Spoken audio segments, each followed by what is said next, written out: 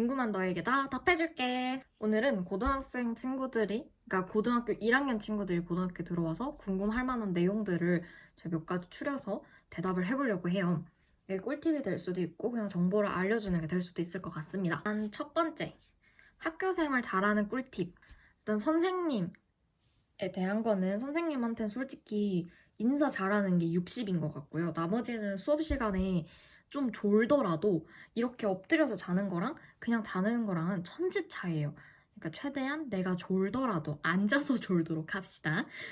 앉아서 졸고 엎드린 건 최대한 하지 않는 게 이미지 관리에 좋아요. 그리고 친구 관계는 이제 점점 알아가는 시기니까 친구들을 진심으로 대하는 걸 일단 최우선으로 합시다. 그리고 만약에 저 3월 모의고사 공부를 하나도 못했는데 어떡하죠? 라고 이렇게 많이 생각을 하더라고요. 근데 이게 3월 모의고사는 국어, 수학, 영어, 사회, 과학, 한국사를 치는데 솔직히 한국사랑 사회랑 과학은 하나도 중요하지 않아요. 근데 국어, 수학, 영어도 솔직히 말하면 고1 모의고사는 거의 중요하지 않습니다. 내가 만약에 3월 모의고사 준비를 하나도 하지 못했다면 너무 초조해하지 말고 3월 모의고사까지 할 수 있는 만큼 최대한 공부를 하고 그리고 3월 모의고사를 딱 치고 결과에 절대 연연하면 안 돼요. 결과에 연연하지 말고 바로 우리의 내신 준비를 하러 가야 합니다. 마음을 담을 시간이 없어요. 모의고사는 정말 어떻게 보면 연습, 경험에 불과하지만 내신 시험은 우리의 바로 실전이에요. 연습 따위 없어요. 그러니까 너무 모의고사에 치중하기보다는 1학년 때는 내신을 조금 더 집중적으로 챙기면 좋을 것 같습니다. 자, 세 번째. 고등학교 가기 전에는 진로들을 다 정하라고 하던데 진짠가요? 이거는 제가 할 말이 좀 있는 게 진로를 정하라는 게 솔직히 정하고 가는 게 맞기는 해요. 근데 못 정하면 못 정하는 대로 또 열심히 활동할 수 있긴 하지만 내가 정 못 정하겠다면 문과, 이과로도 정하던지 아니면 내가 좋아하는 한 가지만 생각을 해봅시다. 우리가 꼭 과를 선택할 필요는 없어요. 나는 뭐 경영학과를 갈 거야, 경제학과를 갈 거야, 물리교육과를 갈 거야. 이런 식으로 과를 결정하는 게 어려우면 내가 좋아하는 어떤 요소 한 가지를 생각합니다. 나는 마케팅이 좋아. 나는 뭐 어떤 다른 게 좋아. 이런 식으로 할 수 있겠죠? 이제 거기서 관련되게 쓰는 거예요. 난 점점 이런 데 관심이 있어서 이렇게 넓혀졌다. 이런 느낌으로. 그러니까 내가 마케팅에 관심이 있으면 마케팅은 심리학과를 가도 마케팅을 할 수 있고요. 광고 홍보학과를 가도 마케팅을 할 수 있고 경영학과를 가도 마케팅을 할 수 있어요. 그러니까 생기부를 나는 마케팅에 관심이 있어서 뭐 이런 거 여러 가지 찾아봤고 2학년 때나 뭐 1학년 후반 때 이렇게 찾아보니까 이게 내 적성에 맞는 것 같아서 나는 이거를 선택했습니다. 이런 식으로 가면 되니까 너무 초조해할 필요 없어요. 그냥 여러분이 할 수 있는 만큼 정해 가되 최소 내가 관심 있는 분야나 아니면 요소 한 가지는 정해주면 좋을 것 같습니다. 네 번째, 선택 과목이 많다던데 선택 과목 고르는 꿀팁을 알려주세요.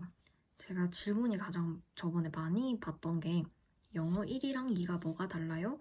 하면 영어 1은 고등학교 2학년을 시작하자마자 아마 할 거예요. 학교마다 다를 수는 있겠지만 시작하자마자 하고 이제 영어 2는 3학년 들어가서 하는데 좀 더 심화적이고 영어 1은 필수, 영어 2는 선택입니다.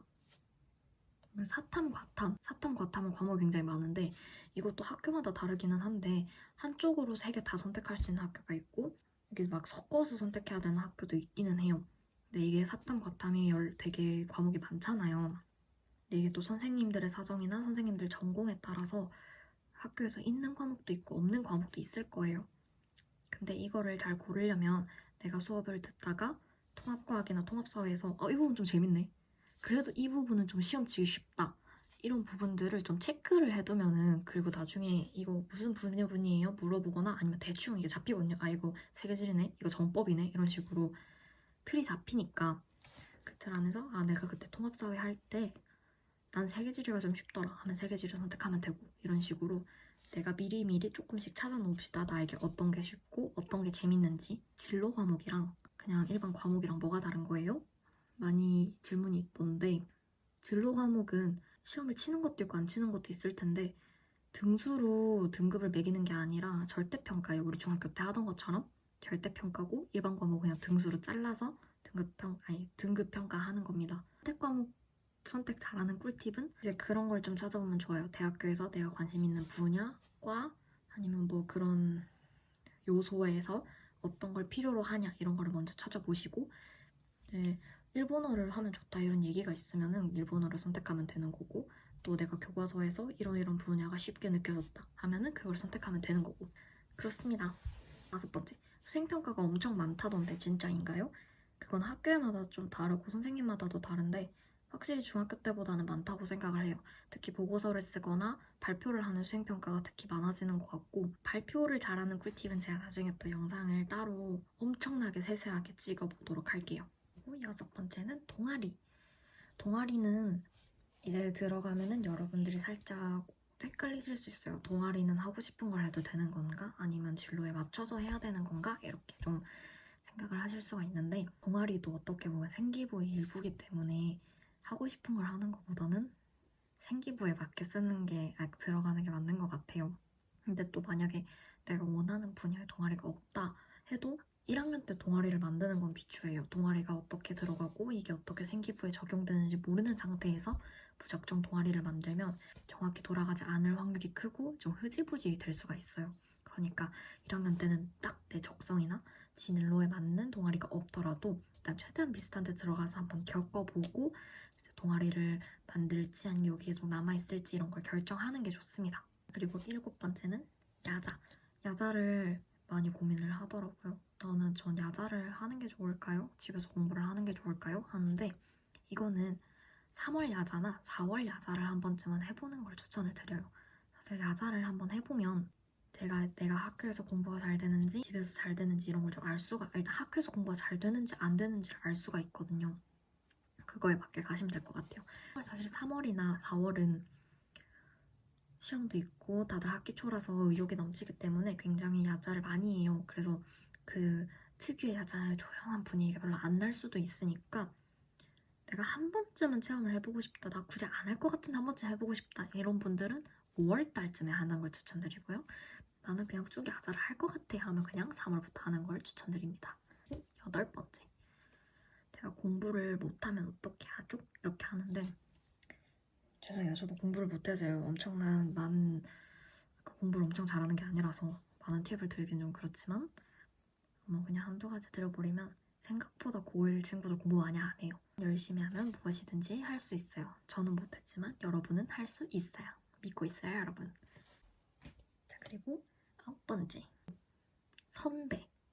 우리가 동아리나 이런 거에 들어가면은 절대 피할 수 없이 선배를 맞닥뜨리게 되죠. 근데 여러분 겁먹지 마세요. 선배들은 여러분한테 아무 관심이 없습니다.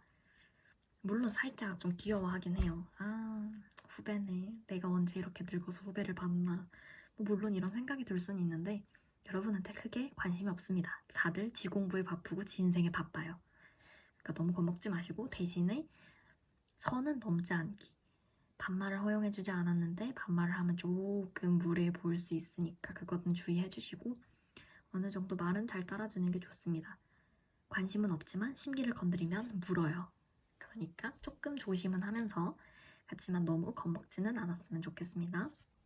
그리고 10번째, 학교에 들고 가면 좋을 꿀템들 좀 알려주세요. 꿀템들이라 함은 저희 학교는 원래 자판기가 있었는데 코로나 때문에 지금 운영을 안 하긴 하지만 매점이나 자판기가 있을 확률이 높으니까 지갑은 꼭 챙겨주시고요.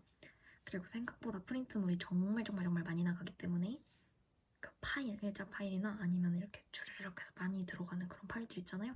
그런 파일들 가져가 주시면 좋고 담요, 방석은 있으면은 아주 좋습니다. 그리고 만약에 야자를 한다면 학교에 막 열몇 시간씩, 14시간씩 이렇게 살게 되니까 양치 도구나 물티슈 이런 것들은 갖고 있으면 좋고요. 그리고 내가 화장실이나 이런 데를 갈 때 꼭 뭘 갖고 가야 되는 습관이 있다. 그러면은 그런 아이들을 챙겨주는 게 좋습니다. 여름에는 은근 에어컨 자리 추우니까 얇은 잠바 같은 거 있으면 좋고 학교 꿀템이라 해봤자 여러분들이 다 생각하는 그거예요. 중학교보다 그냥 고등학교는 내 집이다라고 생각하시면 됩니다.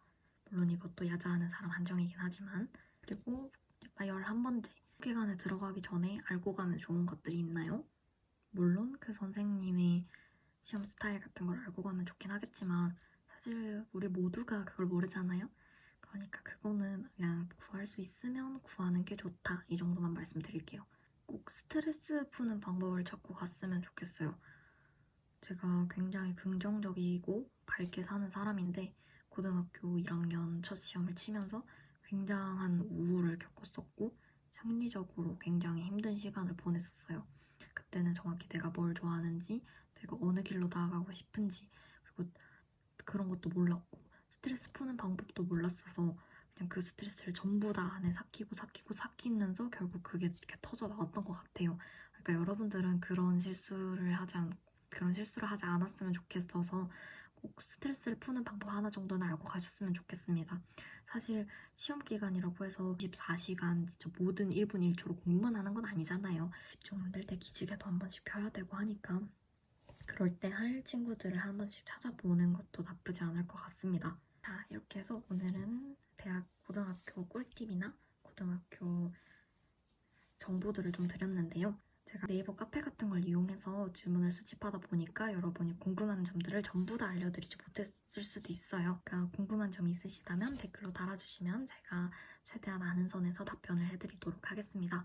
그러면 여러분들의 찬란한 고등학교 생활을 응원하면서 여기서 영상을 마칠게요. 안녕.